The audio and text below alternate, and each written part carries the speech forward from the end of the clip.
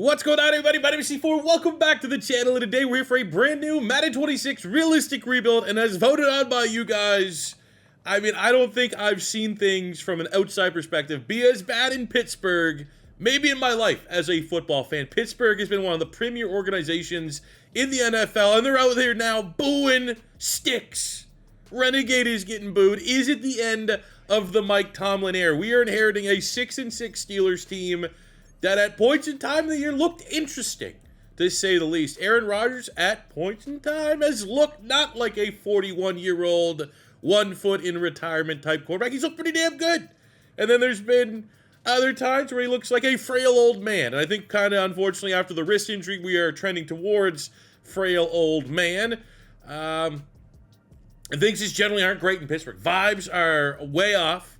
Must sting in a way to see George Pickens, who they gave away for pennies on the dollar, be one of the most disruptive wide receivers in the NFL with the Dallas Cowboys. You get DK Metcalf, who at times has looked and been every bit an elite wide receiver one, and other times he's kind of ghosted. And I think if you were comparing, and they were always going to be compared, DK Metcalf versus George Pickens this year, George Pickens has a significant advantage if you're kind of going with that head-to-head matchup there. Outside of that, they've kind of adopted this heavy tight end offense. Darnell Washington has kind of became a thing this year, which is awesome. Anytime they get him out in space and let him run some guys over, it's pretty cool. The offensive line has some interesting pieces. They're down Broderick Jones, who they still want to develop as a tackle, but Frazier, Fautano are still very high ceiling players that you could probably count on. This is a 5-year rebuild where we are realistically bringing in college players from 2026 and 2027.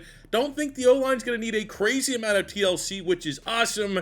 So we're going to be able to focus more on the quarterback position and skill positions. On the defensive side of the ball, well, mixed bag. I think a mixed bag is pretty much where you want to bring it. TJ Watt, it'd be very ignorant to say he's washed, but TJ Watt this is kind of the year where it's like, okay, there's some contract stuff in the offseason. He's gone out there. He's been pretty good.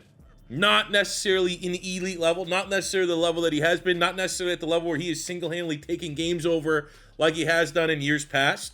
Cam Hayward, who was incredible 2 years ago, again, kind of the same thing with Watt, had some contract stuff and has been, he looks like a guy that's probably in his final year. So there are some old players. Jalen Ramsey made this move to safety in the trade with the Dolphins for Minkah Fitzpatrick. I think Jalen Ramsey generally has been playing at a very good level. Highsmith is solid. You got Queen. You got Peyton Wilson at linebacker. You make the trade to get Kyle Duggar from the Patriots. I'm pretty sure every time I've seen Pittsburgh play since they've made the trade, he's made or been right around making a couple plays.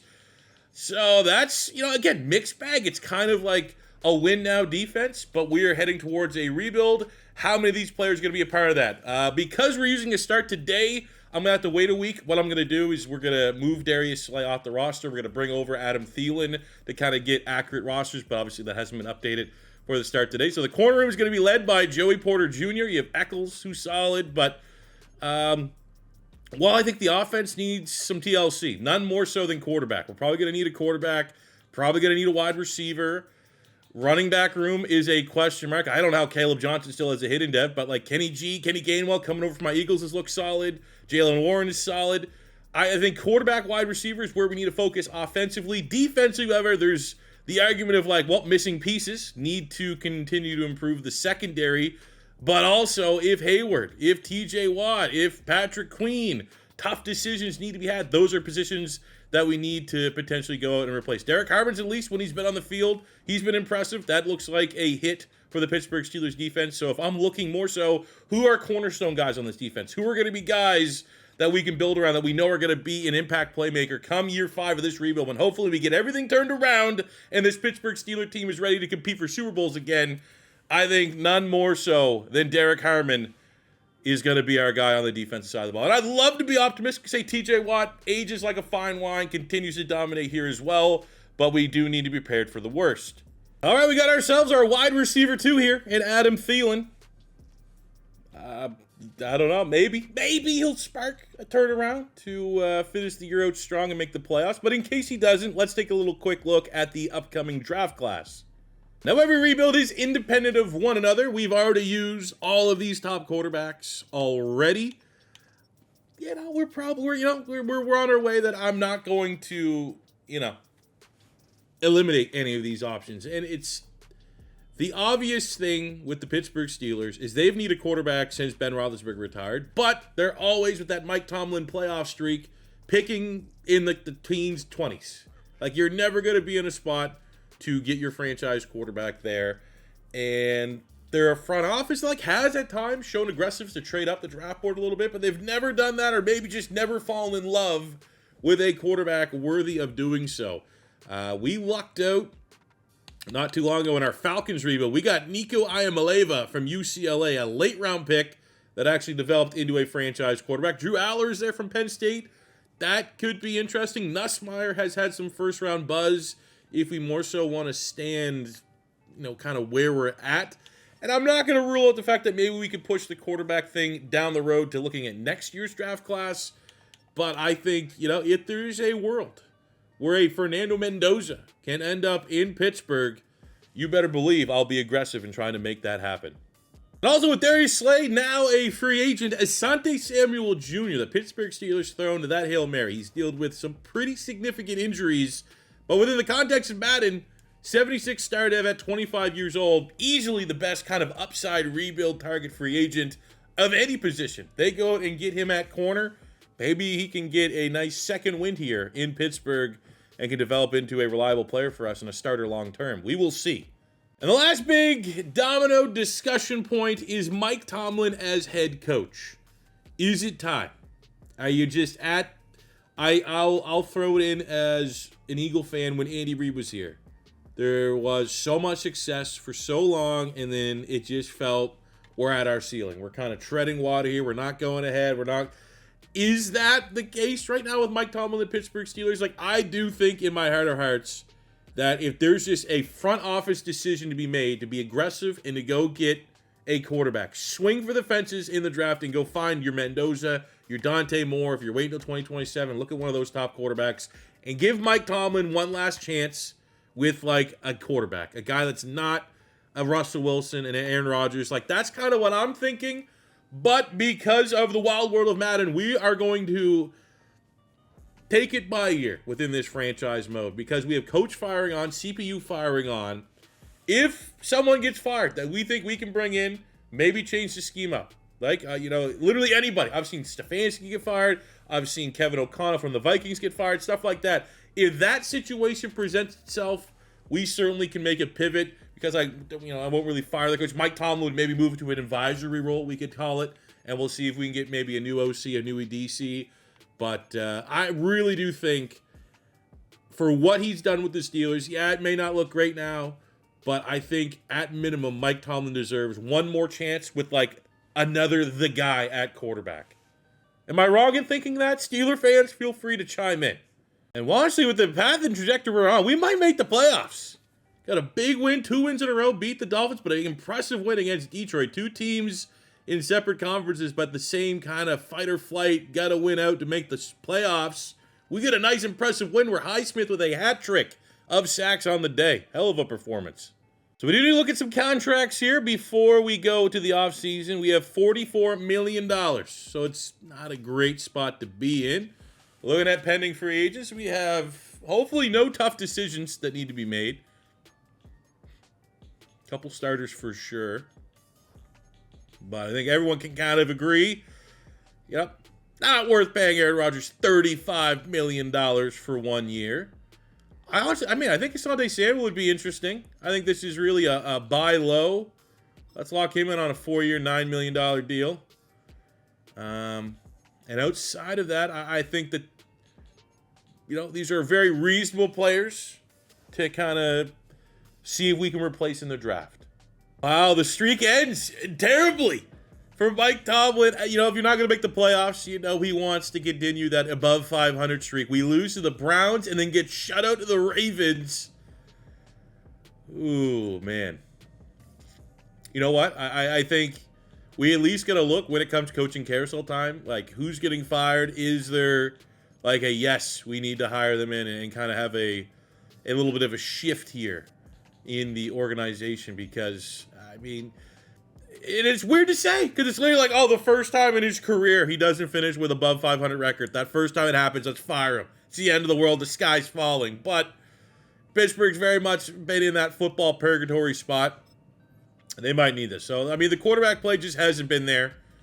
Again, at point in times, Aaron Rodgers looked solid. What was it, the season opener? He had like 4 touchdowns, looked pretty good. And at other times, probably looks like he should have retired. So, quarterback play, not good. Running the football, you know, certainly not an asset. Certainly not like the Pittsburgh Steelers teams of years gone by. Receiving, DK didn't even get 1,000 yards, which is brutal in comparison, knowing what George Pickens was able to do with the Dallas Cowboys. Outside of that, just like nothing, man. Nothing really to hang your hat on. Disappointing across the board.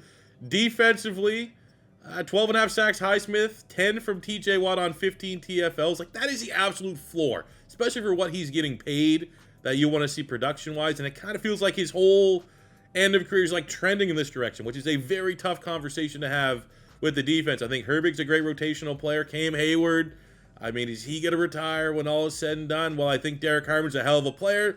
It's not like he necessarily popped off and filled the box score sheet with a lot of big-time production. The interceptions, the secondary, I mean, maybe overall, the number of picks is pretty good, but, you know, you'd love to see more out of Jalen Ramsey. You'd love to see more production out of Joey Porter Jr. So, like, the usually very reliable, almost always very good Pittsburgh Steelers defense, at least from a sim standpoint, not great. And we got a lot of win now, aging veterans that need to be playing their best football that simply did not here in year one. But in the season, maybe none more so than the Pittsburgh Steelers are all eyes going to be on who's retiring. And we got a lot. Cam Hayward retires after 15 iconic, legendary years with the Steelers. Aaron Rodgers is done after 21. Adam Thielen is done after 13. Obviously, they have very iconic, legendary careers, not so much with the team. But at least that gives us some salary cap, and it gives us a clear direction as to, especially on Cam Hayward's side, like now we need to put, even though we got Derek Harmon, D-tackle is kind of going up the needs list. And now for sure, even though we weren't planning on bringing back Aaron Rodgers, it makes it that much more clear that the Steelers have zero clue, zero identity for their quarterback room going forward. Oh man, talk about kicking while you're down. So looking at our lineup now, end of the year, fully healthy. DK Metcalf loses his superstar depth. So that whole gamble that DK was going to be a solution and much better to deal with than the headache of George Pickens. Well, George Pickens is probably a superstar dev now. That's, I mean, again, DK, one of those things where it's like, what makes DK so special? His athletic ability. What is going to be the first thing to go as he gets old? His athletic ability. No other dev traits up or down on the offensive side of the ball. Defensively, well, okay, well, Jalen Ramsey keeps his dev trait. TJ Watt keeps his dev trait. Highsmith keeps his dev trait. Derek Harmon, normal dev, is a star. Jack Sawyer had a dev trait. He is a star, but no dev traits up. At least we didn't face any regression on defense. For year one, we did not get a role on offensive or defensive coordinator to kind of come in and replace Mike Tomlin. We're going to do what I think is right all along. We're going to try and get the quarterback situation figured out here this year, and then if there's still no real signs of improvement next year, it'd be very clear that maybe the Tomlin era needs to end here in Pittsburgh. The only decision needs to be made end of season is the fifth-year option on Broderick Jones, which we are going to decline. I think we just clear shot, man. If Mason Rudolph had like a mentor tag, it'd be worth that price point, but at this point, with our salary cap not being great, I think we full-on commit to a rebuild. There still are some bad contracts that aren't really movable. Like, I don't really like Jonnu Smith at that number. I'd rather get more Darnell Washington involved in the offense. We could save around $2 million moving off of Malik Harrison, so we're going to do that. Ooh, tough call with the safety room. A lot of money could be saved by moving Duggar. We only have... That's quite the drop-off. I think with how our defense is playing, I'd probably rather Jalen Ramsey stay at corner.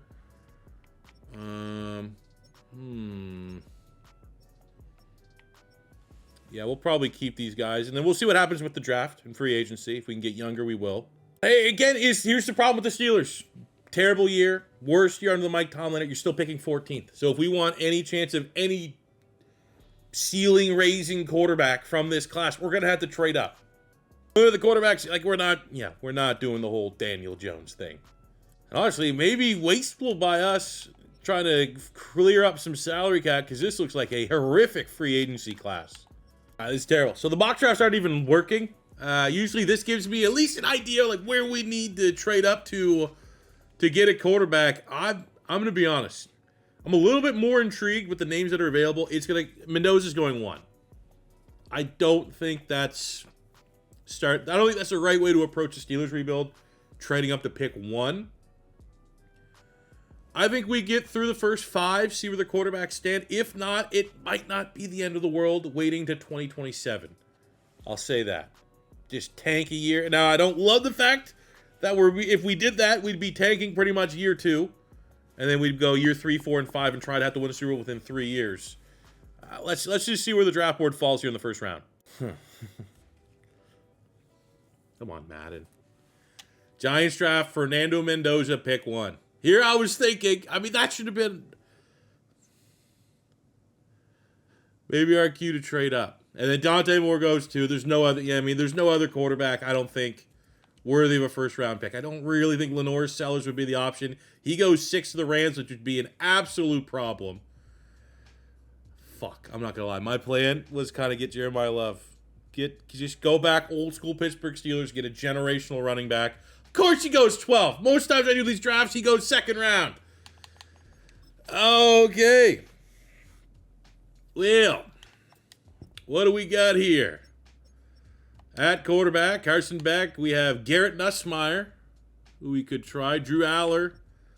We have those guys fully scouted out. At running back, I don't think there's really much that makes me excited over Jaylen Warren for at least this year. And for what it's worth, at least from a Madden standpoint, Caleb Johnson is like a 75 dev trait sophomore player.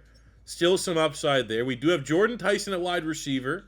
We have Cardell Tate at Ohio State. That'd be great. I was just like, I'm not going to be able to get a wide receiver in the first round. So I scouted KC Concepcion from A&M, and he's a first, 2nd round. So the value, if we want to go wide receiver, that would be a really, really nice 2nd round pick for us to make.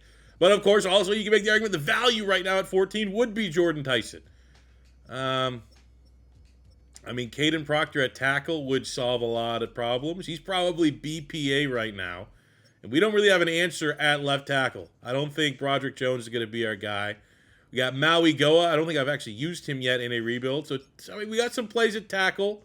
On the defensive side of the ball, I feel decent about our D-line. At least not ready to use a pick there. Arvell Reese is there. We have linebacker options in the secondary. Of course, Caleb Downs is gone. Dude, this is brutal. I'm thinking, honestly, with this board being the way it is, I think we punt on quarterback till next year and we just go BPA. We need a left tackle. Let's get the pieces in place this year so that we can get our quarterback next year. Kadyn Proctor, number 6 in true value at pick 14. We get the dev trait. A wild prospect, but one that should be a slam dunk for Pittsburgh. There's so many wide receivers available. There's no way Concepcion is going before our pick, which is exactly where it's at. Maybe we could have been aggressive. Jordan Tyson, Lemon, Cardell Tate, all still there. But again, I'm fine with how the board is falling right now. We're going to go Concepcion, first, 2nd round talent at a Texas A&M. 31 in true value at 46. We get the dev trait. Drew Aller still on the board. I'm not saying we're not going to have a chance to be like the Falcons rebuild where we got Nico as kind of an afterthought. He developed into our dude. But if Drew Aller's still there in the 3rd round, we might have an interesting decision to make. All right, so look at the players that went ahead of us in the 3rd round. Couple guys that were certainly, I think, on our short list. Carson Beck's in definitely the quarterback discussion. They get Torian York, goes 74 to the Cardinals. We need another linebacker. I think I wouldn't hate getting a young linebacking prospect. Safety, what do we got at safety? I scouted McNeil Warren from Toledo.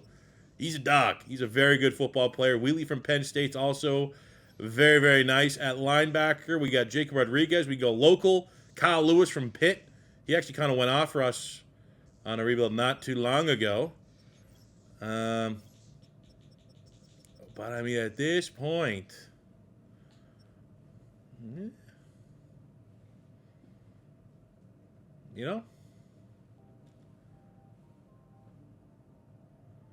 Wait a minute. The best quarterback available is... man, this is time where I wish we were in a stream. Like I think I'm gonna pivot here a little bit. We got McNeil Warren at safety. Run support 6'2". Toledo just putting DBs after DBs in the NFL. 85 at true value at 78. Ooh, no dev trait.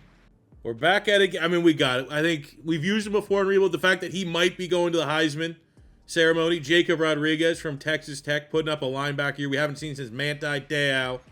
We'll go out and get him. And to be honest, got to update the draft class. He should go earlier and should for sure have a dev trait, but I think we'll develop him nicely here in Pittsburgh.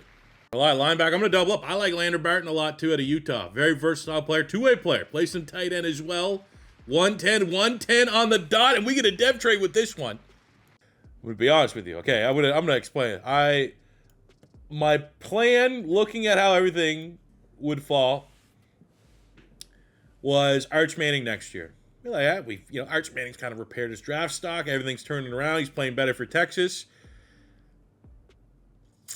Let's give Diego Pavia a chance. It could be. It could suck. It could not be fun. He's the best quarterback available of the class that's remaining. I don't have anyone else on my board. So I'm going to trade up with the Detroit Lions. I'm going to give my 5 and 6 this year, my 5 next year, to get a mid-round 4th this year. And fuck it, man. Why not? 25 years. Oh, my God. We'll give him a shot. I mean, why not, man? What if it works out, this could be sick. And if it doesn't work out, it costs us some 5th-round picks. You know what I'm saying? We have Will Howard as our his day right now at quarterback. Pavia, 194 in true value at 112.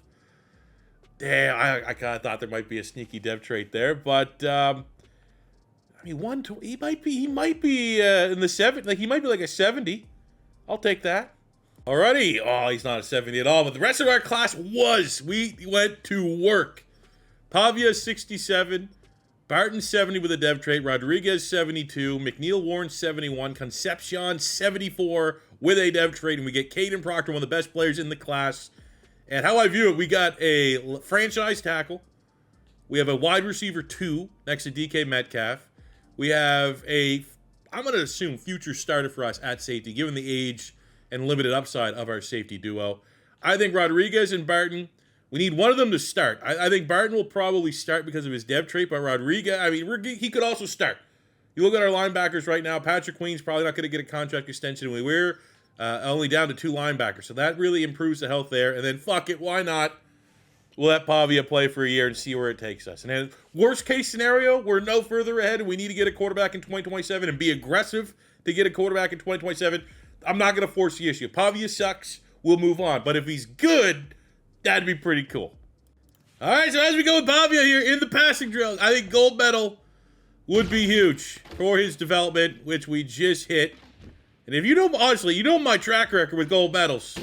Not automatic. So the fact that we're doing this with like a 67 overall quarterback, and I'm probably about to set my high score for this drill, maybe there's something here.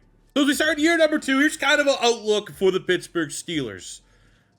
Contradicted ourselves a little bit, saying let's give Mike Tomlin one more year and give him his quarterback, because I'm not going to treat Diego Pavia, even though he's, one of the more popular players in all of college football. Very easy to be a fan of him and what he's been able to do with Vanderbilt. But it doesn't really fit the billing, I don't think, of a tenured coach like Mike Tomlin to say, hey, now we're going to give you Diego Pavia. I think this really replicates kind of the Cleveland Browns to a degree, where the Browns didn't really get an opportunity to get a big-time quarterback, but they swing on Shedeur Sanders and Dylan Gabriel late. They see what they can do, and either it works out, and if it works out, awesome. You got a marketable star on your hands.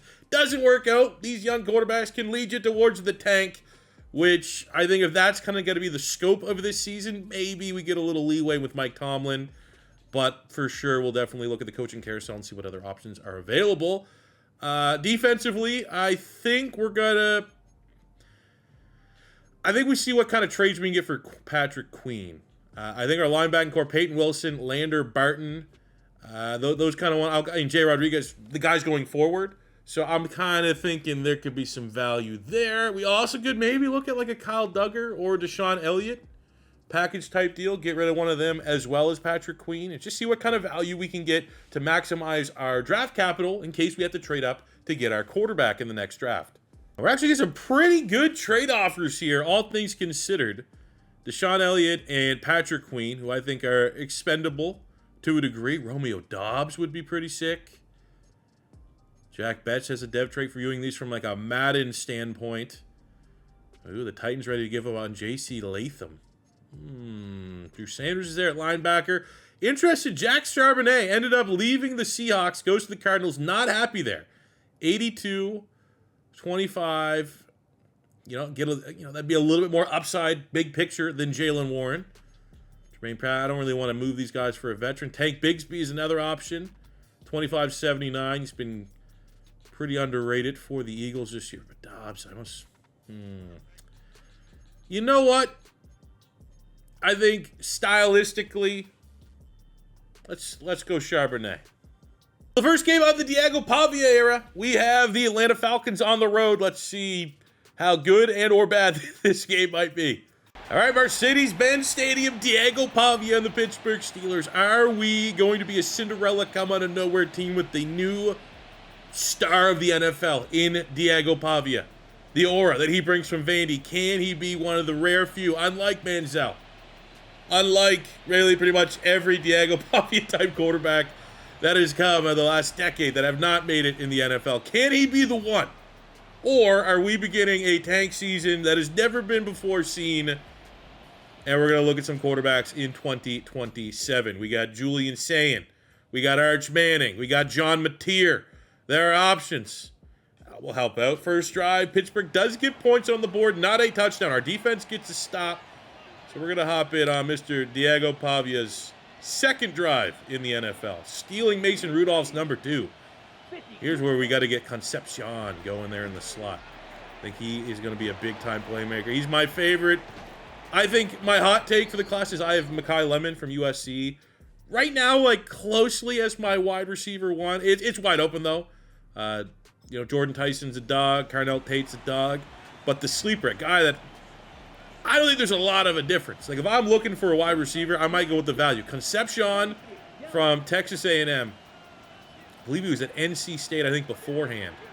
This kid is incredibly good. An absolute problem.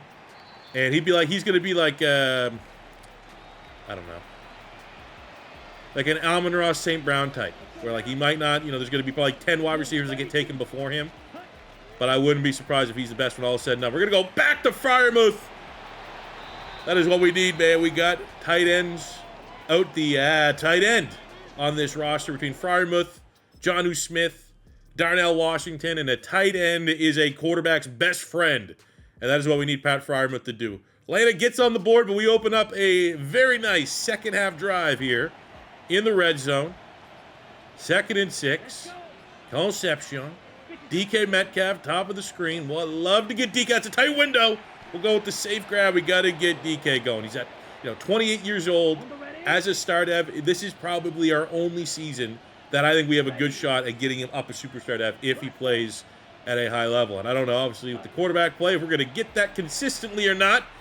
But I'm shooting up at Diego Pavia that if he got a chance in the NFL and you told him you got to force feed that freak of nature on the outside, I think Pavia would be able to find a way to get him the football. And you know what? With case in point with Diego Pavia, I think the success of like a Jackson Dart type with the highs that you've seen with Jackson Dart, obviously there's been a lot of lows as well. And, ruling out the fact that Pavia's probably like 2 years younger and 4 inches shorter. But that play style, Jackson Dart is, arguably one of the most exciting rookies, pound for pound, in the NFL this year. And that's something that teams are going to be like, you know what? We kind of need that gamer at quarterback. You see the success of, like, Baker Mayfield. I think Pavia has a shot. It's going to be a long shot, and that is why I'm not trying to make this go. It wasn't like somehow Diego Pavia is like a lower rated, but he's a superstar dev or something like that. We are starting from the bottom and trying to grind our way up with his player development. But there's a reason why. I really don't want to force a Pavia situation. I think it's very reasonable to kind of, if it's added, view it like Shedeur Sanders going to the Browns. You got a very popular player that may have limitations in the NFL. Give him a chance, throw him to the Wolves. If it works out, unreal. If it doesn't, I really do think there's a chance. You don't even see Diego Pavia in the thumbnail of this video because we'll be going after a quarterback in 2017. And after this game, hopefully after, oh, let's go, first career win for Diego Pavia. 24-17 on the road against the Atlanta Falcons. After this, let's go get a quick reminder, refresher of what the quarterbacks look like in that 2027 class. But for Pavia, outduels Michael Penix, 3 touchdowns, 1 pick, 228 yards, very efficient. Our run game was not. That is not good. Charbonnet, who we made the trade for, not good. Jaylen Warren was even worse. Receiving, DK, 2 touchdowns, 80 yards for Concepcion. Defensively, we got an interception for the rookie Rodriguez. That's why we're aggressive with the Patrick Queen. Look, our 2 rookie linebackers. We got to get these guys on the field. We have a new era. And even Peyton Wilson, the 3rd linebacker, gets on home with the sack there. Very happy with this start. So the quarterbacks in the 2027 class that are going to be of interest to our Pittsburgh Steelers. Julian Sayin, Ohio State. We have Ty Simpson from Alabama. He could go 2026. Has a lot of hype right now. We got Arch Manning. We have Sam Levitt from Arizona State. We have DJ Lagway from Florida. John Mateer from Oklahoma. Sorsby from Cincinnati. I think right now, like Sorsby and Simpson are probably of this list the most likely that could go in 2026. But there are options. Maybe not a lot that are like really wowing you. You can make the argument outside of probably Arch and Sayin. None of these quarterbacks have more hype or aura than Diego Pavia. But these are options for 2027. If I had to say where I'd like to lean, I think we have yet to use Simpson or Arch Manning in a realistic rebuild. So those would be my top 2 targets. The numbers are really good. Number 1 defense. Almost a top 5 offense. Top 5 passing yards. Now, Saints, Browns, we're not getting first place schedule by any means. And once we go actually, how about this? How about we'll sim past the bye week, which will probably give us an actual representation. But still, I don't think Pavia is a 70 rated yet. I think he's 69 overall. So with a 69 rated quarterback, okay, well, yeah, it fell off there a little bit, but that's still way above expectation, and our defense is playing other mind. We got a linebacker breakout here. Let's do that now before we get into some contracts. Linebacker breakout. I mean, I'd love that to be Rodriguez, honestly. Oh, it's Peyton Wilson. That's fine. I'm a big Peyton Wilson guy. He is looking to get a jump up here. Let's go with a hopeful medium goal to make the jump from star up to a superstar. We'll see if he can do it quickly against the 10-0 Baltimore Ravens. What can Diego Pavia do? Not a lot, unfortunately. 30-7. But hey, we're not expected to be really that good this year. And the fact that we're 7-4 makes us feel pretty good. I'm gonna get out of the way here. Oh wait, never mind. No, this is not a good answer for a dev trade. We do just get some XP. All right, contracts. I'm not gonna lie, we kind of botched the trade with the linebackers here to get Charbonnet. Did not know Charbonnet was in a contract year. But, okay, Joey Porter Jr. for sure is staying. 4-year, $48 million. No worries. I don't think I would have made that trade with Charbonnet. We have Keanu Benton in a contract year as well. Ooh. Well, that's a little expensive. But when healthy, he is a dog. So with our money, we have the money to spend. I'd rather keep Keanu Benton. Herbig, Washington. I mean, all those guys are fun players, but not necessarily. Okay, we absolutely got to keep Boz. We'll give him a 3-year deal. Try to keep him for the rest of the rebuild. In my opinion, top 2, top 3 kicker in the league. But Charbonnet, we'll wait and see. If Charbonnet ends up 1,000 yards or something like that, I think, stylistically, that is a Steeler running back. I think that's why I made the trade in the first place. But in hindsight, fucking trading for a 1-year rental running back, I would have rather like a 4th or 5th round pick instead. Ooh, couple games to go. We get a very nice 2 skill point upgrade for Diego Pavia. But it's not necessarily like he's going nuclear this season, as he is still a 71 overall as we try and make him a field general scheme fit. But at the end of the day, the Pittsburgh Steelers go 12-5 with a rookie Diego Pavia with a top 10 passing yards, top 5 offense, the number 1 defense in the NFL in every single category. I don't think I've had that in any of my rebuilds. That is insane. Mike Tomlin on the hot seat. Truly on the hot seat. And he says, you know what? You're going to fire me. Watch this. What a performance. Pavia was, top 10 quarterback. 10th in yards, 10th in touchdowns, single-digit interceptions. That's honestly not terrible. That is certainly a question. Like, if he gets a dev trait, which he might, that would probably be the question. If he doesn't get a dev trait, I still think, because, he'll be 26, normal dev trait quarterback. We probably have to go quarterback in 2027 to just get someone with a higher ceiling. But if he gets a star dev, this could be interesting. I will say that. Charbonnet, 1,100 yards, 11 touchdowns. So that's enough to think about a potential contract extension there. DK went out, though. We needed DK to get back his superstar dev. He may just have done that. 96 catches, almost 1,400 yards, and 13 touchdowns. Solid year for the rookie Concepcion. With, would have been nice to get 2,000-yard receivers. Frymouth, very nice year as well. Defensively, Rodriguez, Wilson go over 100 total tackles. Peyton Wilson's case, he throws in 8 TFLs, 5.5 sacks. Rodriguez's case, 3 TFLs with 3 interceptions. TJ Watt, I'm not going to say I called him washed, but I kind of hinted that could be where he's trending when we're doing our team previews. He said, oh yeah, okay, watch this. 17 TFLs, 19.5 sacks. We get 9 from Derek Harmon, 8.5 from Highsmith. Would have liked to see, especially the contract we just gave out, a little bit more to Keanu Benton.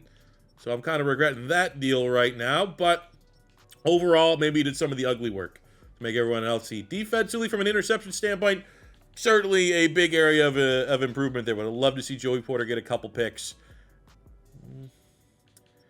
Probably could make the argument corner is another position we need to prioritize in a draft or free agency. TJ Watt gets Defensive Player of the Year as well as D-Lineman of the Year. Oh, Diego Pavia, runner-up to the guy that I was going to draft in the first round, Jeremiah Love. I wonder if that's going to cost him a dev trade. Concepcion just outside the top 5. Damn, bridesmaid, never bride. Jacob Rodriguez, runner-up for Defensive Rookie of the Year. Lander Barton makes the top 5. That is annoying, especially if neither one of them get dev traits. They're both on normals. They deserve at least stars. Because we also gave him a contract session. Chris Boswell gets Kicker of the Year.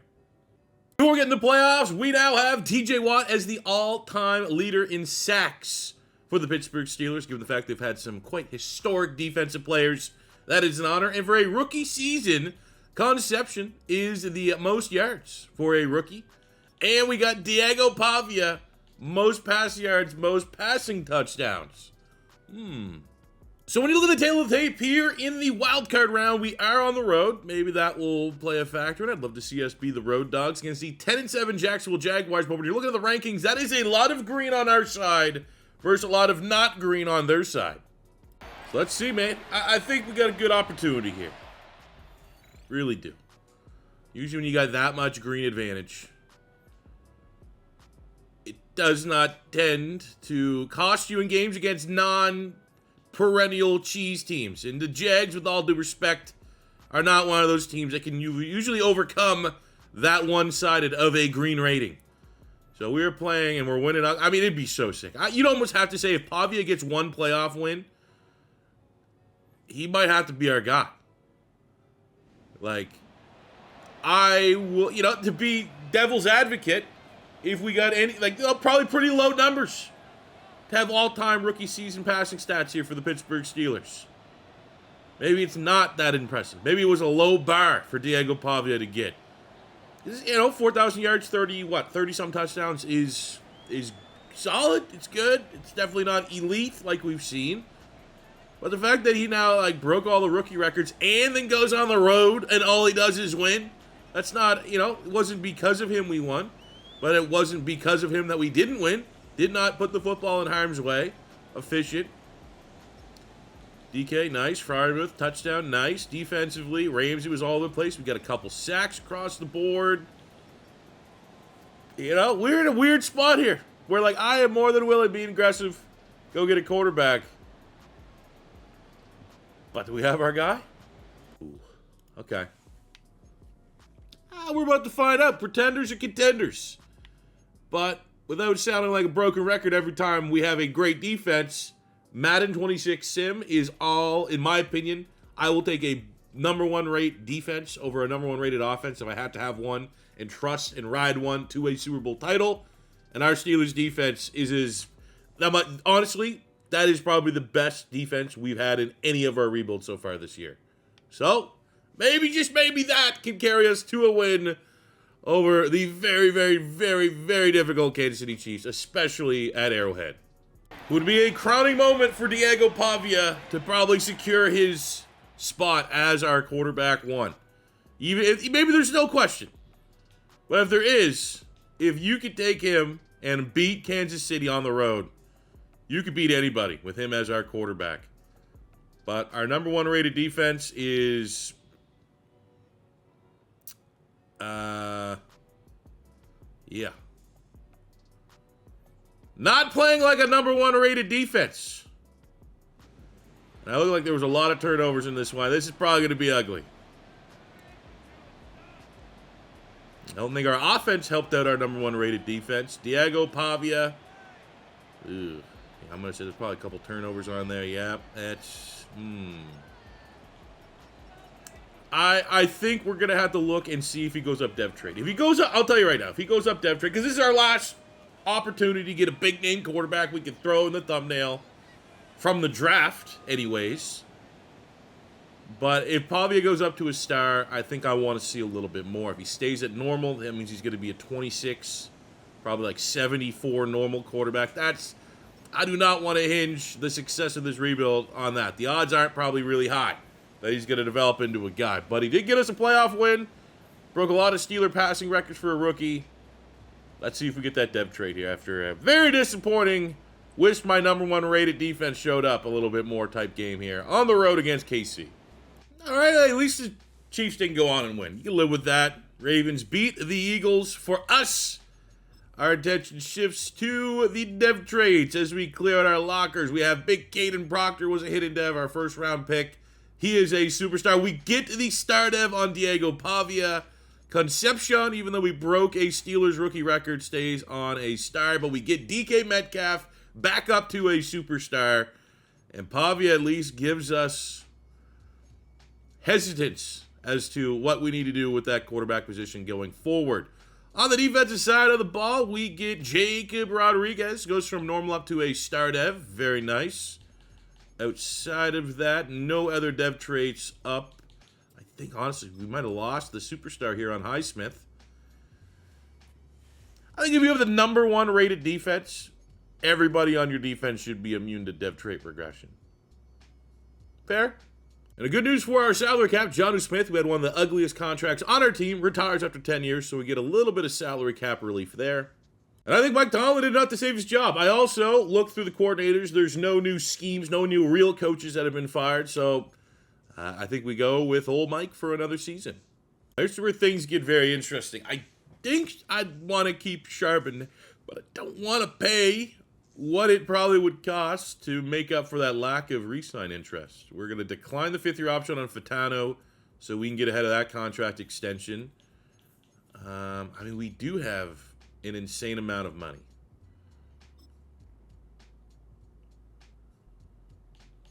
Like, I kind of want to keep Darnell Washington.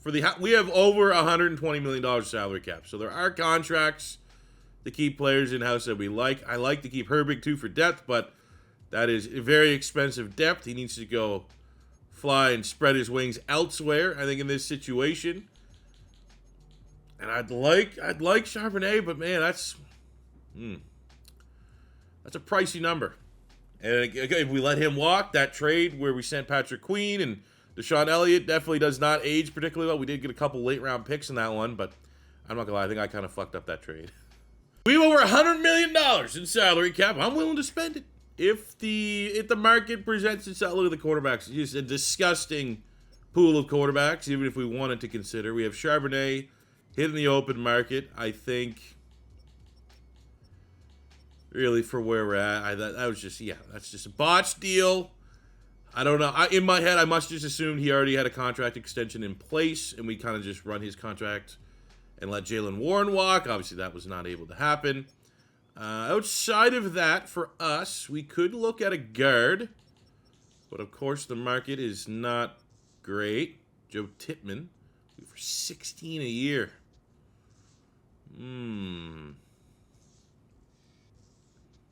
Interesting. Not a scheme fit either. How far away of a scheme fit are you, sir? We look for, I think we're agile. Ooh. So yeah, not a good scheme fit. House rules, we always have to develop players with scheme fits. So neither one of these guys that would be interesting would really work out. Tyler Steed would as cover, I suppose. But I don't know. I think I could probably draft a guard. I'd like to think. I'd like to have some confidence that I could do that. Defensively, there's like a BPA, can't miss opportunity. Maybe we need to consider, but I love where our linebacker's at. Our corner room is solid. Could use some reinforcement if there was a really nice upgrade available. And it's hot garbage. So, brutal free agency period, honestly. For shit all happening in free agency, we're not going to be going with Darnell Washington at guard, even though he actually does pull a decent rating. Terms of needs. Quarterback's still a question mark, but it's now not our top need. We need a guard more than we need a quarterback. I think, all due respect to Rowan Wilson, I think a wide receiver, I think a BPA long-term option at running back could be an option, but we need to get a guard, and probably we'll have to select with one of our first two picks. On the defensive side of the ball, I like the look. Safety, Kyle Duggar. He's really just left on a one-year rental, so a safety would be important. And I think you can make the argument that the rest of the defense, this number one rated defense with barely any turnover, is probably fine. So, guard, safety, quarterback, wide receiver, running back. Plenty of positions to choose from. Hopefully the draft board falls our way. All right, so we let the board go. Oh my God, I don't know, how do we get in this spot? So Knapp goes 22 to the Bucks. If we were going to go guard in the first round, he was really the only guard that we wanted. But we go back to the other positions. Quarterback, Arch Manning is still on the board. That is the guy when I started this rebuild. At least after year one, when the quarterbacks went 1-2. I was like, okay, cool. We can get Arch Manning next year. You know what I'm saying? We step on the toes of Pavia like that. I feel like because you got the dev trait, we got to ride that one. I don't know. We'll see. From a running back standpoint, I think the value at running back will be in the second round, not in the first round. And I paused it. I got a point here. Again, guard. We got Chase Bisontis here. He could actually fall out of the first round. And that could be a guy that, I think trading up in the second round and being aggressive in the second round, depending on who's available, that might need to be the play here. But as far as this first round pick is concerned, we are looking at a safety. And I have Koi Perich, who's an incredible player. Two-way player, plays like wide receiver and safety at Minnesota. Kind of want him. So I'm going to see if we can make a move here, because this is where he went in the mock draft. I think he went 25 to the Patriots. Don't want to let that happen. So we're going to send a future 3rd and 5 to move up a couple spots here in the first round. Slightly overpay, but with this, it is, you get a double whammy here, because Duggar is regressing. Duggar is also very expensive, like $15 million almost clean cap hit if we remove him. Koi Perich is an incredible talent. Elites up and down the board, and him and McNeil Warren are going to give us 2 young safeties that we can grow and develop. And Koi Perich's number 11 in true value at pick 24 with a dev trait, an elite athletic profile, absolute dog day one starter. Well, fuck! There goes Bisontis. He was not projected to go in the first round on the final mock draft. Awesome! I'll tell you right now, if Arch Manning's there at 59, I think we might just have to embrace that. He goes 37 to the Cleveland. That's awesome, right? Passing on him, and now we get to see him twice a year. Then I would say I was going to pivot at 59. Let's go running back, but we get to see Ahmad Hardy go 43 to the Broncos. Isaac Brown go 45 to the Bengals. Neither one of those teams need a running back. Jarian Price goes to the Bills. So once again, the mock draft, the draft, however you want to break down, did not fall away. Now there's still some QBs here, but at this point, I think we would be better off seeing what we got in Diego Pavia. Looking at athletes, I mean, we do have Caden Durham. If you played college football at 26, you know he is probably one of the most overpowered running backs in all of college football. We got some good wide receivers available as well. Wesco, Craver, Innis from Ohio State. Not really burn. I'm not saying we necessarily need burners, but those guys are really, super fast guys. At guard, we have Billy Schrouth from Notre Dame. B pass block, B run block.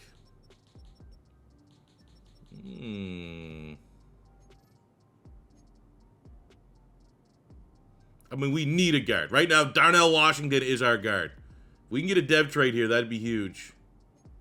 Fuck. I don't know if this draft class is updated. Fuck it. I'm going with the best running back in the SEC. Jadan Baugh from my Florida Gators. 58, let's go! Yes, dev trade. Okay, not crazy stats. Oh my God, though, he's probably the best player of the Florida Gators. Yes. There we go. That's what we need to see. And a Steeler-type running back. 6'1", 230. Fuck yeah. So take a look at our draft recap. And, not brutal. Got a new punter, 70 punter in the 6th round. Jadan Baugh, 72 dev trade. Schrouth, 73 normal. Whiffed on the non-dev. But Koi Perich, 76 with a dev trade is a very, very good hit. But the dilemma and gamble that we have at quarterback, I do have, if things start to fall off the rails, a potential break glass in case of emergency, which is we saw the Giants draft Fernando Mendoza. They have Jackson Dart on the roster. Doesn't have a dev trait, but I'm not going to lie, I thought he had a dev trait. But there could be something there potentially. If we want something a little different than Pavia, Jackson Dart now being a backup, there could be something there. Oh, baby. He wants gold.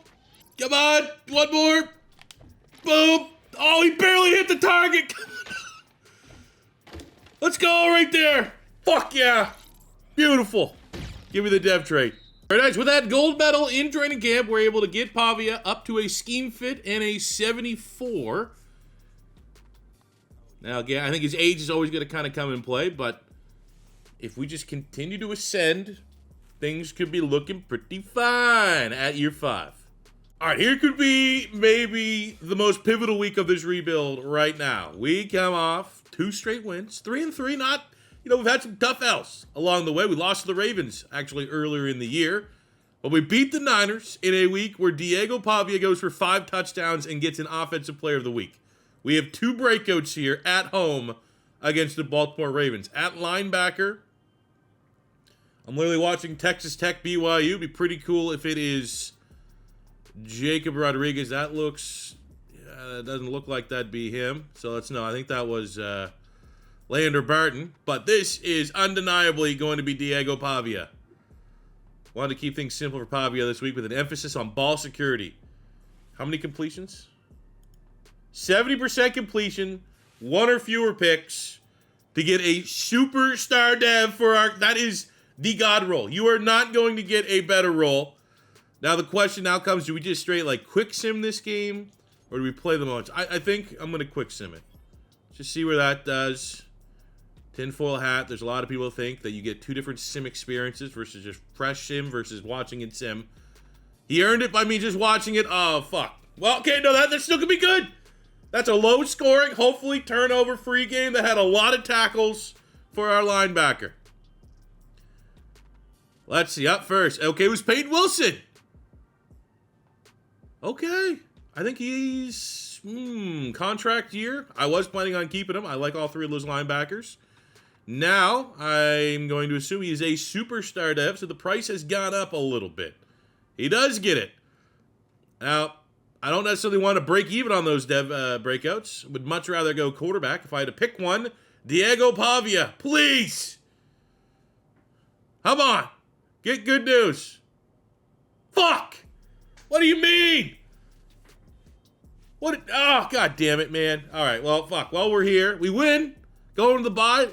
Pretty good green. No longer first defense, which kind of sucks a little bit. But I sure as hell love those offensive numbers. Top 5 in pretty much every category. So looking at contracts here, so much money. Pretty much can keep everybody, which is what we're going to do. 3-year deal for Zach Frazier, who's one of the best centers in the league. We have Fatano, who we declined his 5th-year option because I wanted to pay him 62.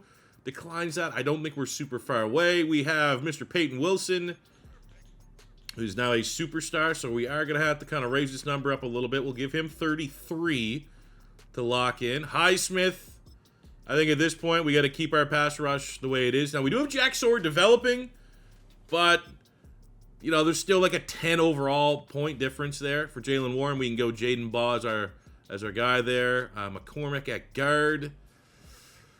Probably can draft his successor now that we're getting into the Madden-generated draft classes. So we will come back to the table on Fautano. I don't think we're super far away. Probably $2 or $3 million. We'll get that one signed long-term and lock him in for the rest of the rebuild and his prime.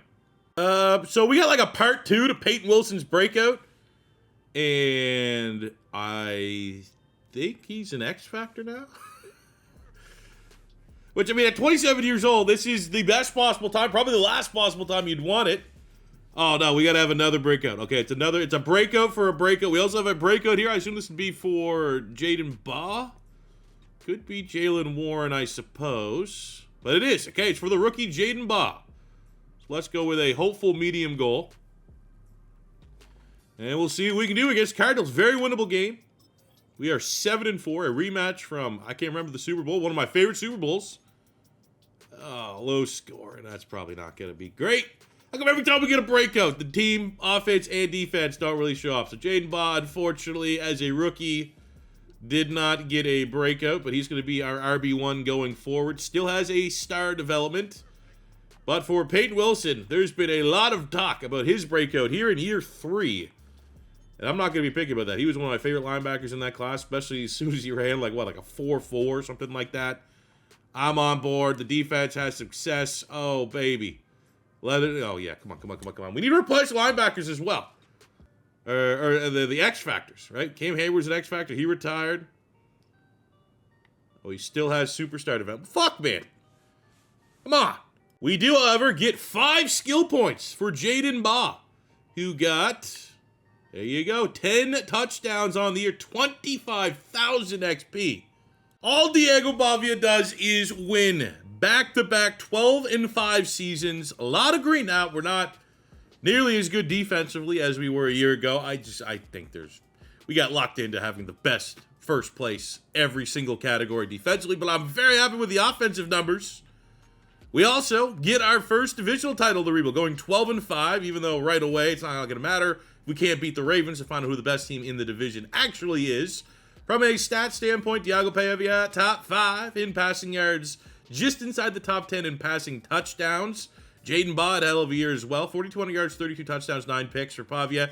Is he ever going to win MVP with these numbers? Probably not. Can we win a Super Bowl with these numbers? I hope so. Jadan Baugh gave us a lot more production than what we got out of Zach Charbonnet a year ago. And with that huge +5 upgrade that he ends his campaign as an 85 overall. So that is pretty awesome. Love to see that as a Gator fan. 2,000-yard receivers. Concepcion, 1,300 yards on 97 catches, 11 touchdowns. DK goes for almost 1,300 yards, 12 touchdowns. Freiermuth was solid.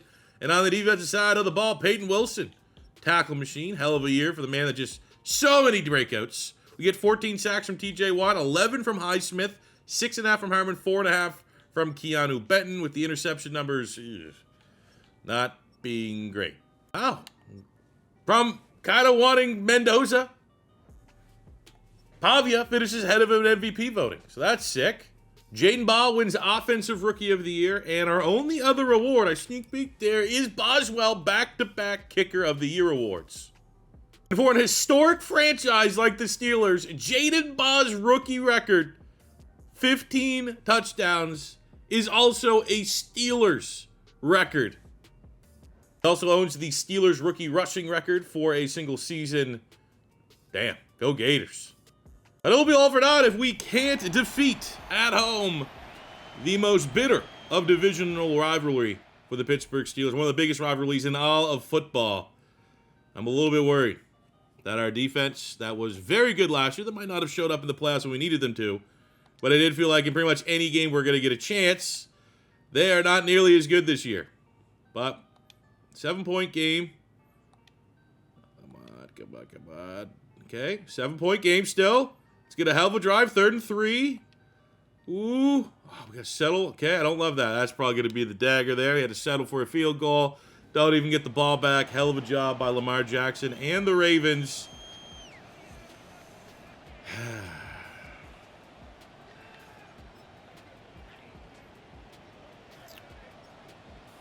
I mean, that's not bad. It's not great. Run game was not complimentary. DK's happy with his performance. Defensively, though, I mean, that's a bigger issue than Pavia. So, whoa! What? Okay. I was getting ready to go all doom and gloom. Jadan Baugh wins Offensive Rookie of the Year, so there's a dev trade increase right there up to a superstar. Concepcion had a great year. DK Metcalf both had great years. I'm not gonna lie, I was kind of expecting both of them to go up dev trade, so Concepcion goes from star to superstar. DK up to an X Factor. Diego Pavia gets a superstar dev and 7 regression. You know, okay, last year made sense. Last year as a rookie, runner-up for Offensive Rookie of the Year. Expected, yeah, I was like, okay, off the normal dev, sure. Very generous. Usually, quarterback's not a position you get generous dev trade increases for. But given his age and our gamble for this whole rebuild hinging onto the decision to go with Pavia, we will take that. Yes, we certainly will. On the defensive side of the ball, Koi Perich, hidden dev, is a star. We lose the X Factor on Jalen Ramsey. He's down to a superstar. And everything else kind of remains the same. I'm not gonna lie, I was kind of hoping Rodriguez would go up dev trade.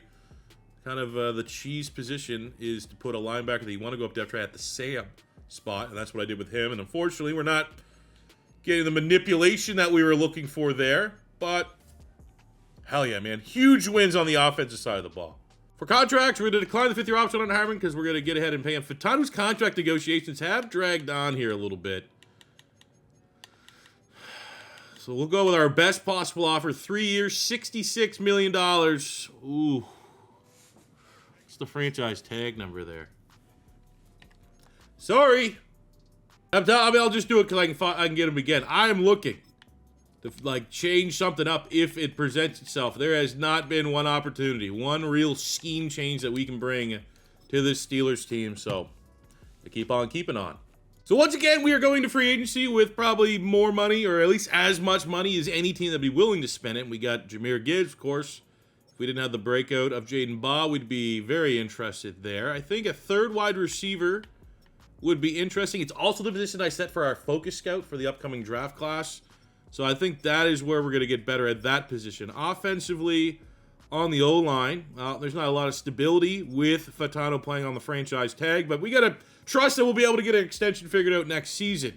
When we go to the defense, feel good about our defensive line, our front. I feel real good about our linebacking core across the board. There's not a lot of upgrades to be had there. When you go into the secondary, ooh, Cooper DeJean, and there's some interest. Now, we have signed Cooper DeJean in rebuilds, but I mean, Cooper DeJean, Iowa Hawkeye, not hard to imagine him in a Steeler uniform.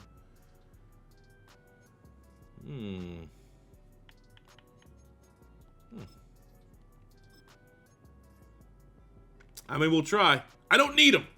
So that's why I'm not going to insanely overpay. We'll put an offer in there that's right up there with the best.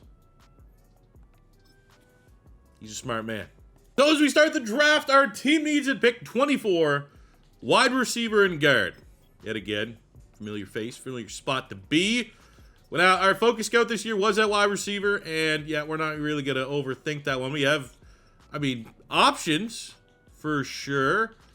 But Chris Reese being a top 5 talent playmaker here out of Arkansas, 6 feet tall, scheme fit as well.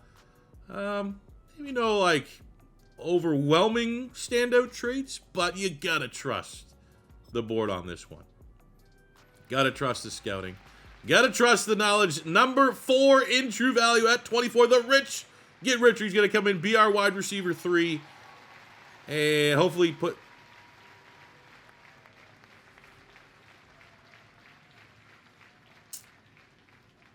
You better win Offensive Rookie of the Year to get off that ugly dev trait. Come on, man. What the fuck? I'm going to trade out of this. We get 2029. That's next year's class. I wouldn't hate getting as much ammunition in 2029 in case we need to trade up for like a win now, 1 year type player. So let's take the Jags deal right here. Because the players that I do like right now, and we'll be able to get them all, are like UDFA late round guys. So we don't have any third round picks. So in the fourth round, we're going to start. We have Stein, who had double Bs at guard. Checks out. Of course, can't buy a fucking dev trade to save our life, but great value. We got the same thing here on Monroe. Top 50 player. Hey, there's the dev trait. Awesome. At least we got one. He will likely be our starter. What's a draft without getting a little nose tackle cheese? Junior Walker from LSU. B power, B tackle, C finesse, combine, on point, bench press at his pro day. Number 1. Lot to like about this selection. He's going to be good. Almost a top 50 player. 60 in true value, and there's another dev trait. Damn. All right, well, we needed a wide receiver and a guard, and we got an 80. Because ignore the dev trait. An 80 is awesome. 75 normal, 74 dev trait guard. So we got some nice depth there. And, you know, regardless of dev trait, we have a starting guard. We have a starting wide receiver. Nose tackle, cheese, 73. We get a nice little 69 tight end to kind of round it out. Look at the rest of the class. That did, you know, a little bit of a lighter side class. Definitely checks out there. So I hate classes that have, like, no steals. That's kind of this class.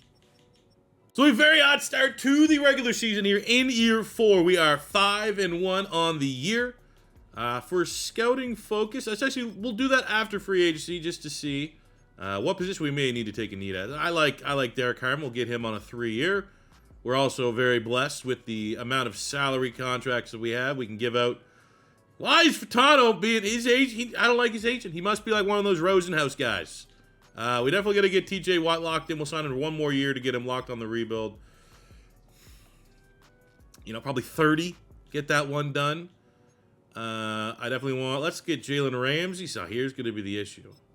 So we're getting a lot of these 1 years, which is going to hinder our ability to try to make like a splash move, I think. You know, Frymoose been solid, but I don't think there'd be that much of a drop-off. I don't think tight ends really eat in this scheme. We have Washington already under contract, so I think we'll do that. We'll get Watt re-signed. We'll get Furtado re-signed. And I'm thinking maybe we try to trade Sawyer. So the 2 players, and people always ask for me in rebuilds to do this, guys that I'm going to let walk, that there would be some trade value. Like, oh, try trade him. I feel like that's a little manipulative, but because I want as many picks as possible in case we want to trade up, I'm going to look at all these different offers. And if the Panthers are throwing an Ike Ekwonu, I'm going to sub him out. I think we absolutely could get, you know, a 3 and a 4 for this. And we're able to. So that just gives us that much more ammunition if we do need to try to find a way to trade up for a prospect that might not even exist. But that's how I'm going to try to treat these rebuilds from here on out. Especially, you know, if it turns into a year 5 Super Bowl or bust, there might be a rookie, one guy that could help our team out. And I want to make sure I have enough picks if that guy does exist. And at the end of year number 4, maybe not our best year yet. I think year 2, we have the number 1 defense. I'll give that the slight edge. But from a record standpoint, we go 15-2. And that is a lot of green with our rankings. We are the 1 seed. We win the 2nd straight AFC North title. Look at that. Pavia up there, 2nd in passing yards. Concepcion, 3rd in receiving yards.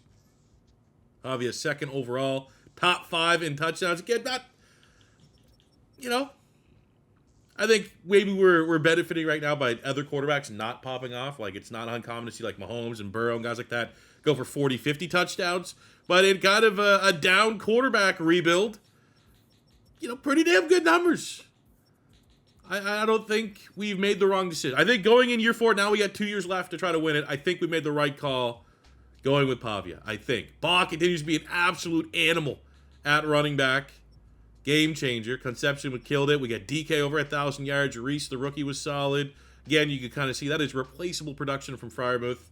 And I think Darnell Washington could probably step up into that role. Defensively, we got our tackle machines. We got our sacks back on point. 19.5 for TJ Watt. 15.5 for Highsmith. Interceptions, 3 from Joey Porter Jr. Cooper DeJean with 2. Jalen Ramsey with 2. Couple solo dolos there as well. Bummer, we didn't bring home a lot of hardware. You know, Pavia is there, an MVP. I thought Mike Tomlin would have a chance at Coach of the Year, given the fact, you know, starting this rebuild. I bet you many Steeler fans are like, oh, he's got to fire Tomlin and move on. I mean, we haven't really had the opportunity. There's no alternatives presented this whole freaking rebuild. But our only award winner out of everybody, we had a lot of strong candidates, is TJ Watt getting D Lineman of the Year for the second time in this rebuild. We got ourselves an interesting matchup here. We have our only playoff win of the rebuild was way back in year 2 in a wild card over the Jags. We get the 9-8 Jags here with all the expectations as the 1 seed that we can at least make a championship game. Jags have a pretty difficult defense. Top 10, number 1 against pass yards. But it'd be very disappointing if we, kind of pull Dallas Cowboys here and go one and done. To be honest with the expectations, I may be so inclined to hop in for a drive here if our team meets the kick in the ass. I don't think they will. I think I'm going to trust them. I think we got Jadan Baugh, that if Pavia can't get it going through the air, we have more than a capable run game. And our defense is very good. The addition of DeJean, I think, really kind of puts the entire defense together. Jalen Ramsey's had his best sim year for us as an old man. TJ Watt's unstoppable. Watt and Highsmith, an electrifying pass rush duo. But here we are, stuck with a 7-point game. Ooh, we just kill it. We win ugly. Would the Steelers want to win any other way? 17-10. I think that was, for the most part, just like turnover-free football from Diego Pavia. A lot of yards. Yeah, pretty much where we're in line. Not crazy touchdowns, a lot of yards. His stats from the regular season certainly track. Run game was not great. Look at that, though. DK, Concepcion, and Reese killed it defensively. Not the best performance, not the worst. Got a couple pressures there. But more importantly, we're heading to the AFC Championship game. Ooh, interesting matchup. Very evenly matched teams from a talent standpoint, 87 versus 88. I think big advantage for us on the defensive side of the ball. Defense wins championships, but they got Josh Allen. And as much as Diego Pavia has become our guy, he's not Josh Allen. They have a bunch of X factors on the offensive side of the ball. As of right now, we do not. I think there's a good shot, though, that Jadan Baugh is probably going to be an X factor. We got DK Metcalf. And that's been a huge success of this rebuild, is kind of, the Pickens, DK Metcalf talking point. We got DK Metcalf back to, where that trade, you feel pretty good about it as a Steeler fan. Having to settle for a field goal, that is not going to be winning football. Oh, there we go. Huge touchdown, turnover.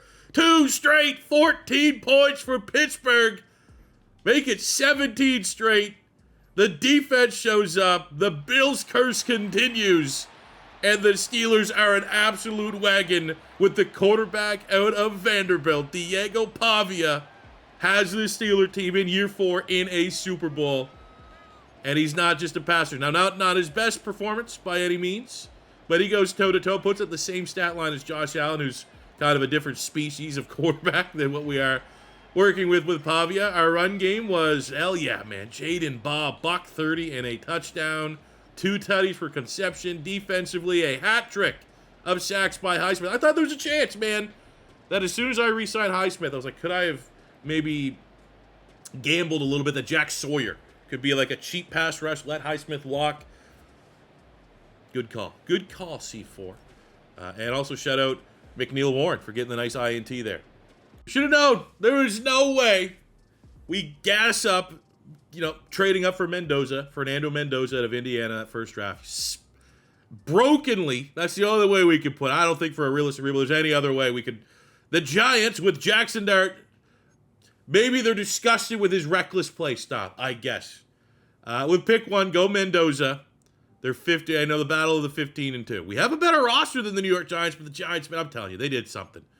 So I'm not just being salty as an Eagle fan. The Giants went from the first month of doing rebuilds, nothing, to they made Jackson Dart and Cam Scatterbo kind of good, and now the Giants are maybe the most common opponent I see in the Super Bowl. But they got Mendoza, played well. Scatterbo is a machine. We're never going to discount that. We love Cam Scatterbo here on the channel. Wan'Dale Robinson, Malik Neighbors. They got Parker Washington from the Jags. Defense, they got Tranquil over from the Chiefs. Abdul Kader, Sexy Dexy, Brian Burns. A terrifying pass rush. A really solid secondary. This is going to be a hell of a game. And it's the battle of the quarterback we wanted versus the quarterback we didn't know we wanted. And for us going into this game, pretty sick. Concepcion was a superstar. He is now a superstar X Factor. Jadan Baugh once was a superstar. He is now a superstar X Factor. Diego Pavia, who came here as a, what was he, 68? 69 normal? In 4 years' time, after being the NFL passing rating leader, is now in, well, I mean, the 82 is nothing crazy by any means, but an 82 X Factor. Look at us now. Who would have thought we'd been here? Not me. Defensively, do we have any dev traits? I don't know how Highsmith is not going up dev trait, but everyone else there kind of just maintains the status quo. It is what it is. We lose the superstar on Peyton Wilson, which had the breakout a year ago. Kind of sucks, but let's just focus on the positives. Insane. And you know what I'm going to do? Give us a little bit extra chance. I'm going to spend that 1,600 staff points up there that I've been hoarding to get us some juiced up abilities going into this match. Don't want to lose to Mendoza and the Giants. Alrighty. Mendoza. This is like one of those ones you need the storyline, like Jackson Dart, like chop blocks him during warmups. God. Like, they can't win out of Prince. I'm going to tell you right now, I'm going to give myself one offensive drive in this game at some point due to the fact that the Giants are cheating and they're broken. Like, there's no way they should have done that. So the only way to combat them doing that is for me to at least get 7 points. Spot myself 7 points for the Giants not getting rewarded for having horrific draft logic. So what we're going to do that right here. We have Diego Pavia X Factor. Going to try to get this to DK Metcalf. Boom. Perfect. And that is a dog shit throw. Wow. You'd think Diego Pavia thrown on the run would be an excellent spot. Now, well, look at this. We got Reese, a wide receiver, our first round pick. We're in a running back number at 28. And how about that? Get matched out. They think he's a running back. Like, let's put a linebacker on him. I'll take that every day of the week. Pittsburgh with a go-ahead lead, but from here on out, it's going to have to be the team that earns it. Feeling pretty good, though. Up 11. Our defense is showing up. Come on. Come on. Yes!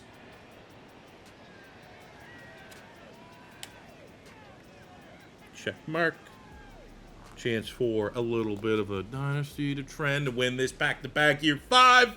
Diego Pavia. The undersized, gritty Johnny Manziel 2.0, whatever you want to call him, out of Vanderbilt, was projected to be a UDFA quarterback. I'm almost kind of hoping we did our undraftable series, which we will be doing a live stream tomorrow night, Sunday, 8:30 p.m. We'll try to start it before the, Chiefs, Texans? We'll talk about that game as it happens live. But we'll be doing the offseason for that tomorrow on Sunday. Be there, be there, be there, be there. I'm always, regretting that we didn't start with a realistic class and Pavia was our quarterback of the future. 32-25, the Pittsburgh Steelers are Super Bowl champions. Diego Pavia may have himself an MVP. Yes, not great completion percentage. He did have a turnover, but it's going to be pretty hard to find someone better than a quarterback with 3 passing touchdowns. Jadan Baugh was awesome. Concepcion was great. Reese with 2 touchdowns. Defensively, Highsmith is just, 6 sacks in his last 2 games. I wish we won by more than a score, so it'd be like our touchdown didn't really have a lot of influence. But, fuck it, man. One thing we do in realistic rebuilds, we punish, and we hate the unrealistic rebuilds. Giants, very unrealistic, so they could suck it. We got 2 Steeler legends going out on top. Wish I could see the final career numbers there on TJ Watt, but after 12 years, he hangs it up. After 15 years, the Boz hangs it up as well. That certainly changes things here. Now, we've been hoarding picks in case we didn't win a Super Bowl and it'd be year 5 Super Bowl bust. Free agency's not been great. We probably would have to look at maybe a trade or 2. We now have a lot of picks. We might have to use said picks to go get a pass rusher. Now, I'm kind of wishing we found a way to re-sign Jack Sawyer, but that's what we need right now. Kicker and an edge rusher, and we'll go repeat. All right, so we still have the contract here with Fatano. Man, this guy is pissing me off, but we have so much money, I do not want to have to worry about a tackle on top of finding a pass rusher. So here you go. Oh, my God, dude. There you go. Franchise tag again. Enjoy. We probably could keep Freiermuth. Yeah, why not?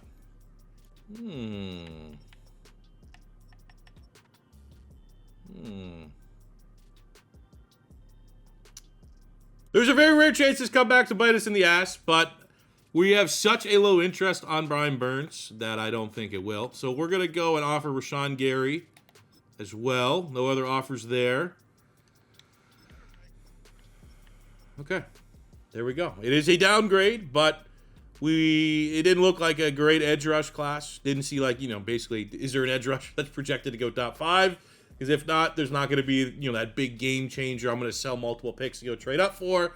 So I think in this scenario, Rashawn Gary is where we need to go. I mean, looking at the other pass rush here, you got Josh Sweat, maybe. Cooper, maybe. Yeah, I think Gary's the right call. All right, so for our, we need a kicker. There's a kicker. Honestly, we might have a little bit of fun here depending on where the board goes. So I did scout 2 tight ends here. One went off the board, but we have Barton, who scouted as a legit first rounder, with Freiermuth kind of being at the point of no return for development. That could make some sense. Also scouted the kind of cheesy corner. Oh, he's got, dude. Oh, man, there's one of those like 6'4", 4'3" corners. The good news for kicker is there's a generational guy here in Max Coker. So, I mean, for like meme standpoint, we could draft him in the first round. But you know what we will do? We'll go Barton here, and I will draft a kicker in the second round, which is still almost, it's not quite Sebastian Janikowski levels. But we'll go out and get Barton here and get a kicker in the second round. And to replace the great Chris Boswell out of Rutgers, Max Coker, number 2 true value in the class. Ooh, no dev trait.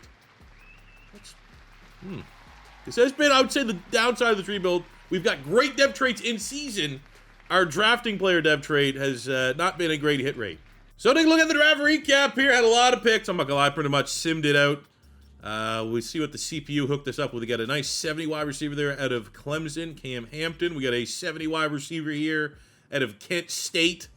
Shout out James Harrison. Our kicker's an 81. Our tight end's a 76. But our kicker at 81 was the number 2 player in the class. Who the hell's the number 1? Ooh, it's a guard. Okay, and there was a 78 D tackle, nose tackle cheese a little bit later in the class. Oh, here's the tight end I was looking at. Brock Cheatham. Just out of curiosity here, knowing that we drafted the other good tight end in the class. He is, of course, he's a superstar. Great. But we needed a kicker. We got a damn good kicker, dev trade or not. All right, so year 5 for the defending Super Bowl champions. Here is how our team is looking, and it's looking pretty good. Offensively, everything's developed nicely outside of Fernando's contract negotiations, and the fact that, with our house rules, you have to develop players and the scheme fits. It's been a losing battle here with Kadyn Proctor. Obviously, at 6'7", 365. Agile has cannibalized his rating. If we just said screw it and just put all of our points into power, he'd probably be close to a 90, but still a damn good player. And certainly a huge asset to this team. We bring back Freiermuth, because why not? But the other, the rest of the offense, that's where it goes through. Concepcion, DK, Jadan Baugh, and the great Diego Pavia. I'm going to be honest. I like Pavia. I'm a fan. Did not think there'd ever be a Madden rebuild where we would utilize Diego Pavia, but he took, maybe like his career. He had a little opportunity, made the most of it. Sky's the limit. Super Bowl champion with a chance this year to repeat back to back. Now, the defense has lost its leader. It's lost its identity with TJ Watt's retirement. However, Alex Highsmith kind of took games over. He was the guy. He was the edge rusher that helped us win a Super Bowl. 6 sacks en route to a Super Bowl title. The linebackers are great. Barton, Wilson, and Rodriguez, who Texas Tech just won. Had a little money on that one. Very nice. The safety room, Koi Perich, McNeil Warren are very solid. Jalen Ramsey. We got Cooper DeJean, Joey Porter, Harmon, Benton. This defense is very good. This defense at times has been the best defense in the NFL. We go get a freaking generational. Actually, I don't think we can call him a generational. He's a normal depth. We go and get an elite kicker, which was our only concern going into free agency and the draft. This team is complete. We're ready to run it back. Let's do it. Mid-season, I'm a little concerned at 4-3. Look at those. Is TJ Watt, the only reason why we had a good defense. 31st. Okay, well, we're in the playoffs. We have a chance. Not pretty, 11-6. Our rating, I don't know what the fuck happened here. Our team just went into autopilot mode. Our defense, missing TJ Watt, but our offensive numbers are like 5, 6, 7 points lower than what they were. And then when I was shocked, Pavia's numbers, the only positive I'd say is interceptions stayed about the same. Touchdowns were, we had 30, we're about 5, 6, 7 less, 6, 7. Passing yards were about 500 less. I was like, all right, so maybe the rushing took a step up. Nope, not really. Baugh was still solid. 1,200 yards, 13 touchdowns is a good year. 0 fumbles. But, when I see immediately a regression in passing, I'm like, okay, well, our team still won a lot of games. Did Baugh continue just to establish himself as the best running back in the league? Nah, not really. And then it's like, all right, Concepcion and DK have been incredible. Nope. It's the other guy that goes for 1,000 yards. The good news defensively, though, is Rashawn Gary stepped right into that TJ Watt role. 16 sacks. We got 15.5 from Heisman, so very happy with that. Our INT numbers, not a whole lot of turnovers. Not a whole lot of players with turnovers, but I'll take 5 picks every day of the week for Joey Porter. Fortunately, though, not a single award winner. So, we're going to be one of those rare teams as defending Super Bowl champions. Probably going to be underdogs in a lot of these matchups during this playoff run. And because we know it's year 5, we're going to wrap up whenever this journey ends. Let's take a look at our player stats and look at what they've been able to accomplish in this rebuild. 4 years for Diego Pavia, 16,000 yards passing, 121 touchdowns to 33 picks. He's been good. I mean, at no point has he really been like an MVP guy for us, but the fact that he's developed, the fact that he's got some generous depth traits, I think we've benefited really, really, I'd say from like a standard rebuild. Quarterback play hasn't been great. There hasn't been a lot of 40, 50 touchdowns. So Pavia's good numbers have looked like great numbers because other quarterbacks haven't been popping off. So I think that's certainly played a part in his development and getting the depth trait roles that we did. Jadan Baugh was awesome. Love having that as a Florida Gator fan. DK Metcalf, I think we accomplished in this rebuild, him kind of salvaging this trade to Pittsburgh. As the numbers there speak for itself. Concepcion was an awesome pick. 1 to know, man. If you need a wide receiver IRL in this upcoming draft class, look at the A&M player. There's Jalen Ramsey's stats. Obviously, he's kind of split a couple different teams there. Peyton Wilson, big-time numbers. 98.5 sacks for Alex Highsmith. Harmon with 24. The INT numbers, pretty solid. So we get the Baltimore Ravens in the wildcard round. Bitter rivalry. They're the better team, but we're the defending champs. To be the man, you got to beat the man. Let's just win ugly. Perfectly fine. If we win every game 10-7. It's just about winning. Look at that opening drive. Hit to settle for 3. Defense is doing a pretty good job. Baltimore is not the worst team to meet in the sim. I don't recall many times that when you play the Ravens, it's like Lamar Jackson going off. It'd be more so the run game or their defense and winning up. But look at that right there. Full control. Like we've been here before. Close that one out. Hell yeah. Come on. Let's get some more. I'd like to run it up. It's a rivalry game. But 26-14. We at least, if it is going to end, it's not going to end to them. So you're welcome. Diego Pavia, 3 touchdowns, 300 yards. But based off of his regular season stats, probably one of his best games all year. All right, the first time seeing Drake May this time. We got the Patriots in the divisional round at home. 10-7 Patriots, top 10 offense, top 5 rushing offense, passing offense. Drake May was solid, 3,800 yards, 34 touchdowns. Travion Henderson has really established himself as a baller, but he's no Jadan Baugh. And when you got Jadan Baugh, you run the damn Baugh. Come on, at home. Or let Diego Pavia do it. But we need long, methodical drives. Don't want Drake May out there a whole lot. Help our defense out by not exposing themselves to Drake May. Ugly, ugly performance. But we are going to be able to go into halftime with a 7-point lead. Patriots get the ball to start the second half, able to tie it up at 14. We respond with a field goal. Don't love our field goals here. That's 2 nice drives that have only been able to get 3. But everything to play for here. Look at that walk-off field. That's why you get a generational kicker right there. Very tough to replace Chris Boswell. But we got a rookie kicker. Makes 3 kicks in this very, very tightly contested matchup. Back in the championship. Let's go. Ooh, 3rd time we've met Jacksonville into the playoffs. We are 2-0 against the Jags. but this one is the biggest of them all. Good run team, good at stopping the run. Let's sweep them, man. 3-0. Gotta be a little bit of a road dog, though. We've had the benefit of playing at home at Heinz Field. That's what it's still to me, damn it. But, you know, let's be honest. If you're looking at home field advantages, Jacksonville, probably not one of the better ones. But a low-scoring game, a lot of field goals. Don't want my kicker. Well, we're very happy that he's good to be our best offensive player. So we start the second half with a touchdown. Jags respond. This game blowing open. 3 straight touchdowns. But our defense, ooh, I don't think there's going to be enough time here. 2:45, making it difficult. Oh, baby. Trade a couple garbage time scores. But in the championship game, the Steelers have made it back-to-back championship wins. We take down USC's Jadan Baugh at quarterback. 27-17 to punch our ticket back to the Super Bowl. Turnover-free football from Diego Pavia is probably the difference in this one. Oh, how about that?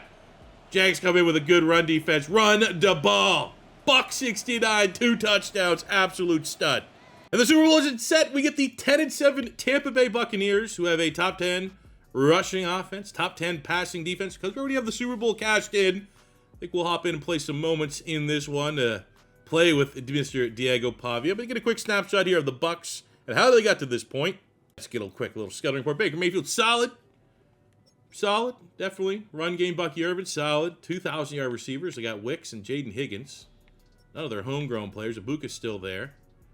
Defensively, their pass rush, Yaya Diaby, Oladejao. Man, this, come on.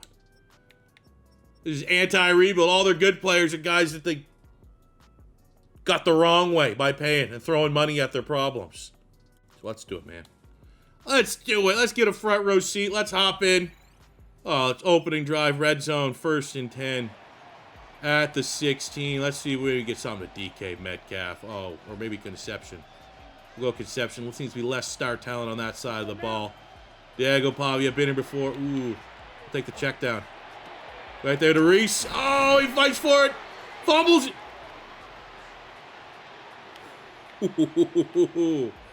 That's one of those ones, too. Like, fumbled it. Did he fumble it out the end zone? Because if that's the case, not good. Let's go. Give me your blocks. Right behind Darnell Washington. Cheat code of a tight end. An absolute weapon. And run the ball. Jadan Baugh punches that one in. Opening drive score by the Steelers. Look, I'll let them take it. Oh, touchdown. Why not? Defense pitching a shutout. Okay. Tampa Bay scores again. Okay, 2 straight scores. All momentum with the Bucs. I haven't had one offensive chance here. Let our team tie it up. Throw a pick, Jamel Dean. This is where we come in, right here. 2:40, end of game drive. We have 4 turnovers forced, yet the Bucs are winning. That can't happen. A quick throw here, right here to DK Metcalf. Kind of behind him a little bit. But enough to move the chains. We only have to get in field goal range. We love our kicker. We love to win in regulation more. Got DK again. That's a high percentage throw. Ooh, should be able to break a tackle. Hold on to the football. Now, I think this next throw, let's go with another short throw. We'll go like a mesh just to get the clock burning. Want to make sure this is the final possession or pretty close to it. Reese, let's go. Only 1,000-yard receiver this year, surprisingly. And I think here we'll go chew clock. Could run it. One throw it. It's Pavia's rebuild. Ready. Yellow, 22. Ready. Boom, Concepcion. Might have scored too early. We'll see. Minute and 11. I like it. I mean, come on, defense. We got Cooper DeJean.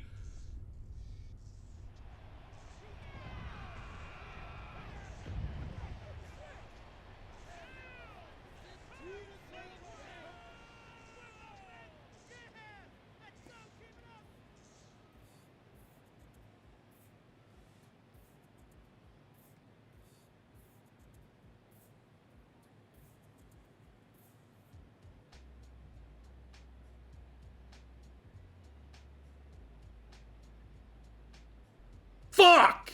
Well, that ended terribly, but we do get a Super Bowl win here in year number 4, which has this Madden 26 Pittsburgh Steelers realistic rebuild going down as a successful one. Shout out the man of the hour, Diego Pavia. So many questions about what we were having to do with the quarterback situation. Do we go Fernando Mendoza and make a big trade up? Do we wait for Arch Manning to fall into our lap and just try to develop him to a guy? Nope. We find a legend of college football, the legend of Vandy football. And what he does is come in, wins a freaking Super Bowl, saves the day. Diego Pavia. Depth traits went off, but like at the end of the day, it wasn't like you became some cheat code. I know there's an argument that you could kind of, and I think we're almost exposing that argument with our undraftable series. Again, live stream tomorrow, don't miss it. Big draft, hardest draft ever done on stream. That you can make any player good in Madden. I think some of our players in that series are proving the opposite. But, 83 is not a crazy rating at all. I feel like that's a very realistic rating for the career and trajectory that Pavia had. And, fuck yeah, man. Very hoping that we got a Super Bowl here done. So what I need you guys to do is let me know in the comment section below what realistic rebuild you guys want to see next. Our plan is to rebuild all 32 teams before we go back to do and rebuild some of the teams that we rebuild and unfortunately we're unable to win Super Bowls with. So always throw a suggestion of a team we've yet to rebuild down below. If it is your first time stopping by, don't be afraid to hit that subscribe button. Smash the like button if you enjoyed watching this. Enjoy the awesome college football games on my parlay. I'm already got Western Michigan, check mark. Got Texas Tech, check mark. I need Virginia. I need Georgia. And I need Ohio State to win, even though I'm pulling for Indiana. Hope you guys are enjoying those games. Tomorrow night, live stream here on the channel, 8:30 p.m. Eastern. Don't miss it. And until that time, it is your boy C4 saying peace out, love ya. Have a good one.